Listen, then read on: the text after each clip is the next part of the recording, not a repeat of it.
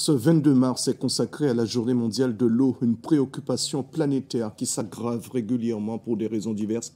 De nombreuses populations, surtout dans les pays sous-développés, ont un manque flagrant d'accès à l'eau, ce qui accentue le déséquilibre entre les nations. L'association Vision du Monde, qui vient en aide aux populations en difficulté, met l'accent sur cette situation désastreuse en indiquant que les enfants sont particulièrement impactés par cette lacune sociétale. Témoignage de la présidente de cette organisation non gouvernementale, Camille Romet-Desbosques, dans le Trésor, en Guadeloupe.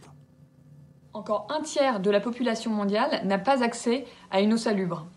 Ces graves inégalités sont particulièrement renforcées par la pandémie de Covid-19, l'intensification des conflits et le réchauffement climatique, qui ont tous accentué et continuent d'accentuer ces difficultés d'accès à l'eau potable.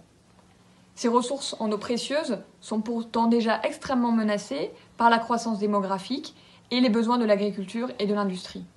Aujourd'hui, la pénurie d'eau touche 40% de la population mondiale.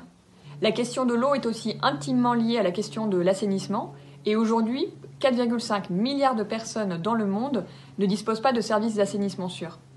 La pratique de la défécation à l'air libre entraîne des épidémies, va contaminer l'eau et va favoriser la propagation de maladies. Aujourd'hui, 842 000 personnes meurent chaque année dans les pays en développement à cause du manque d'eau et du manque d'assainissement et d'hygiène. C'est pourquoi les problématiques d'accès à l'eau potable et les problématiques hydriques en général sont toujours les points de départ de tous les programmes de développement de Vision du Monde.